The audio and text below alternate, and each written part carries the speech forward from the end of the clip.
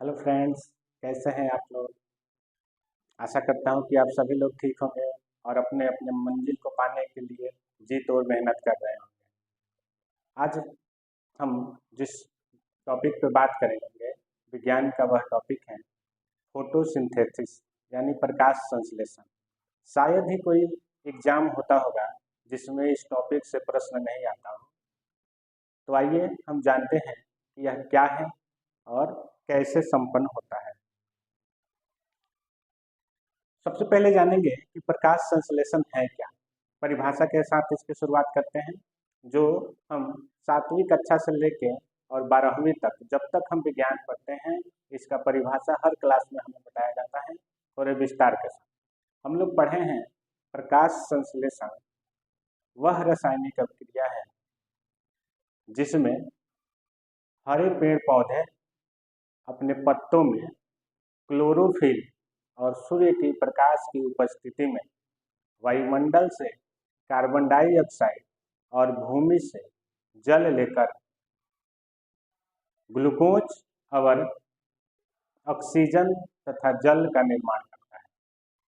यानी पौधे जो है अपना भोजन बनाने के क्रम में ग्लूकोज का निर्माण करते हैं और वह पूरी प्रक्रिया प्रकाश संश्लेषण के नाम से जानी जाती है। इनमें जिन पदार्थों का प्रयोग किया जाता है उसे हम कच्चा पदार्थ कहते हैं और जिनका उत्पादन होता है उसे हम उत्पाद के रूप में जानते हैं।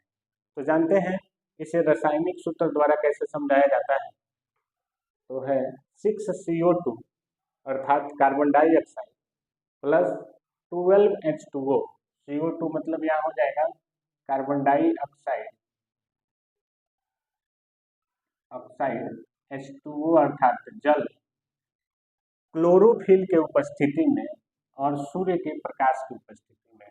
यहाँ 4 कच्चे पदार्थ आ गए, CO2, H2O, क्लोरोफिल और सूर्य के प्रकाश। इन चारों प्रकाश की उपस्थिति में प्रकाश संश्लेषण की क्रिया होती है, जिसके बाद उत्पाद के रूप में हमें ग्लूकोज, जल और O2 ऑक्सीजन प्राप्त होता है। कच्चे पदार्थ जो है यहाँ 4 हैं, चारों का नाम हम फिर से दोहराते हैं। कार्बन डाइऑक्साइड, H2O, क्लोरोफिल और प्रकाश। ये कहाँ से प्राप्त होते हैं और किस प्रक्रिया द्वारा इस अभिक्रिया में शामिल होते हैं उसे हम जानेंगे। सबसे पहले है CO2। CO2 जो है वायुमंडल से प्राप्त होता है। जो जलीय पौधे होते हैं, जल में रहने वाले पौधे, वो CO2 जल से प्राप्त करते हैं। जल में घुले हुए कार्बन डाइऑक्साइड को वो सोख लेते हैं। इस CO2 के कारण जो वायुमंडल में CO2 होता है, प्रकाश संश्लेषण अभिक्रिया में वह उसे अवशोषित करता है। इससे वायुमंडल में CO2 का मात्रा संतुलित रहता है और हमारा पर्यावरण का तापमान स्थिर बना रहता है। आज के भौतिक युग में हम अत्यधिक पेड़ पौधों को काट रहे हैं, पेड़ों की कटाई अंधाधुंध कर रहे हैं, जिससे पेड़ों की संख्या में कमी आ रहा है, जिसके कारण वायुमंडल से जो CO2 का अवशोषण होना चाहिए वो कम हो गया है, जिससे वायुमंडल में CO2 की मात्रा बढ़ती जा रही है और इसी के कारण जलवायु संकट का सामना हमें करना पड़ रहा है। तो यदि हम जलवायु संकट से बचना चाहें या बचने का उपाय करें तो सबसे पहले हमें अधिक से अधिक पेड़ लगाना चाहिए। दूसरा पॉइंट कच्चा पदार्थ है जल। जल जो है भूमि से प्राप्त किया जाता है। जड़ जो है, पौधे की जो जड़ है वह भूमि से परासरण क्रिया द्वारा जल को अवशोषित करती है। क्रिया का नाम क्या है? परासरण।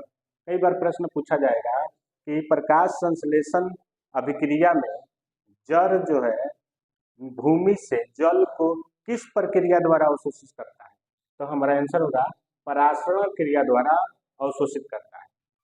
जड़ का काम है केवल अवशोषण करना और जड़ से लेकर पत्तियों तक जहाँ प्रकाश संश्लेषण की क्रिया पूर्ण हो रही है वहां तक जल को पहुंचाता कौन है? तो जाइलम पहुंचाता है। जाइलम एक संवहन ऊतक है जिसका काम है जड़ से पत्तियों तक जल को पहुंचाना, जल का परिवहन करना। यह जल की प्राप्ति जो होता है पौधों में प्रकाश संश्लेषण क्रिया के लिए, तो इस जल का क्या उपयोग होता है? तो इस जल का मुख्य उपयोग है कि जल जो है हाइड्रोजन और ऑक्सीजन से मिलकर बना है।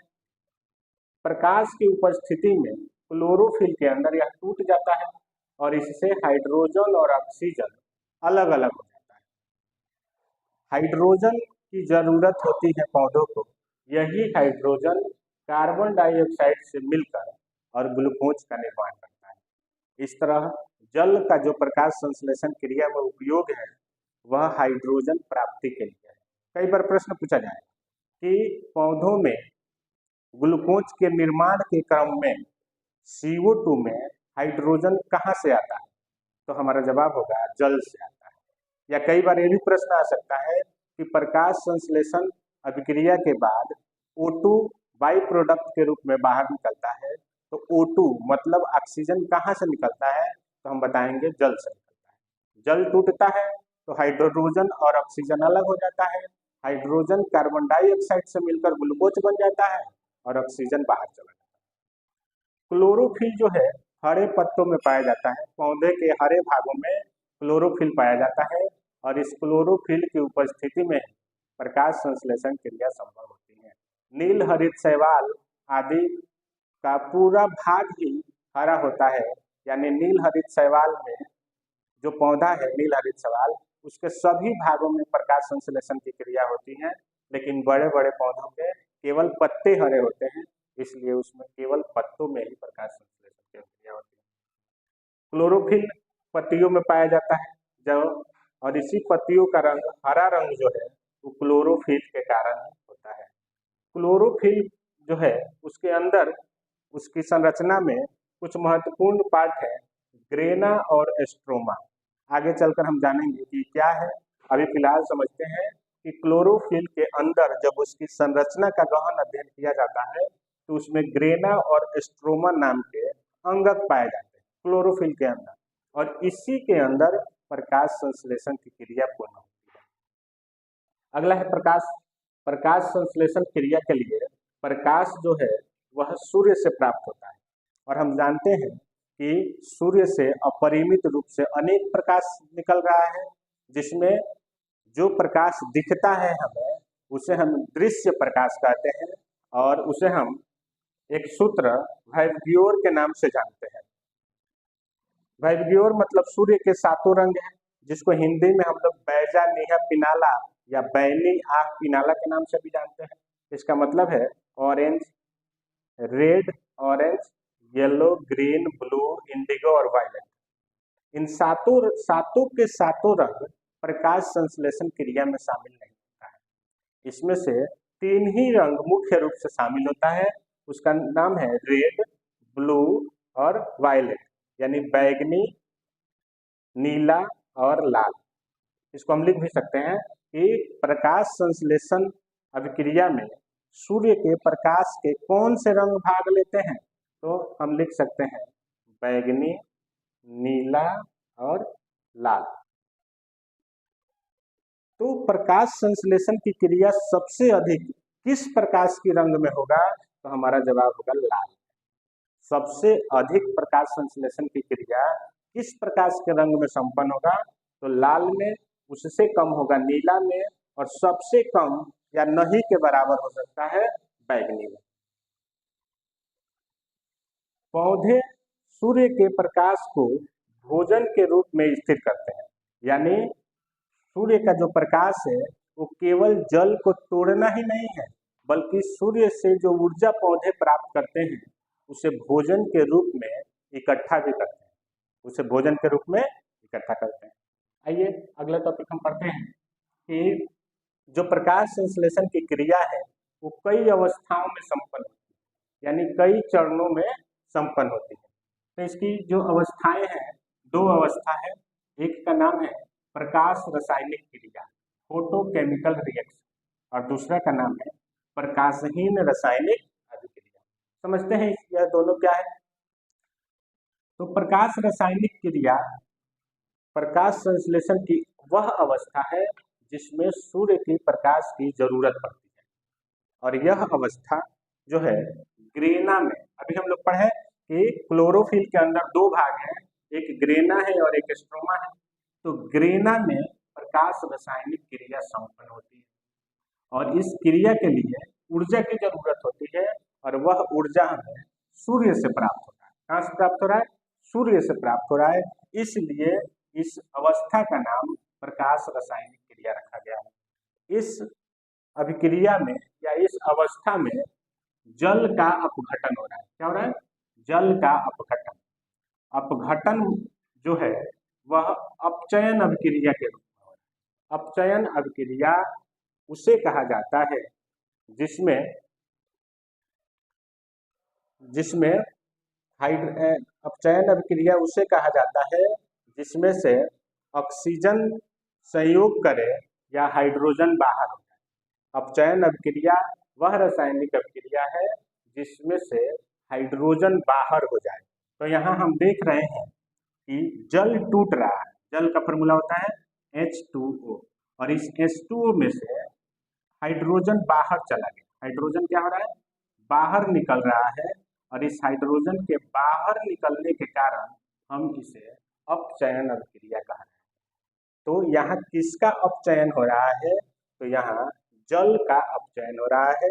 जल में H2O है जिसमें से हाइड्रोजन बाहर चला गया, इसलिए पहला जो अवस्था है प्रकाश रासायनिक क्रिया उसमें अपचयन हो रहा है। अपचयन किसका हो रहा है? तो अपचयन जल का हो रहा है। और इस अवस्था में ऊर्जा के रूप में ATP और NADPH, यही हाइड्रोजन वाला H है, NADPH का निर्माण होता है। जल, इसमें हम फिर से समझते हैं कि इस क्रिया में या इस अवस्था में जल टूटता है और ऊर्जा का निर्माण होता है ATP और NADP, और NADP में ही हाइड्रोजन युक्त हो जाता है तो पूरा नाम हो जाता है NADPH। इस यहाँ जल का जो टूटना है उस टूटने के लिए ऊर्जा की आवश्यकता पड़ती है और वह ऊर्जा हमें सूर्य से प्राप्त होता है। इसलिए इस पूरी अवस्था को हम प्रकाश रासायनिक क्रिया कहते हैं। आइए समझते हैं दूसरी अवस्था का नाम है प्रकाशहीन रासायनिक अभिक्रिया। यहाँ समझेंगे कि यहाँ प्रकाशहीन क्यों रखा गया। अब कई बार हम यह समझ लेते हैं कि पहले अवस्था का नाम है प्रकाश रासायनिक अभिक्रिया क्योंकि इसमें यह सूर्य के उपस्थिति में होता है, और दूसरी अवस्था का नाम है प्रकाशहीन अभिक्रिया, मतलब यह प्रकाश के अनुपस्थिति में संपन्न होता है। यह जरूरी नहीं है।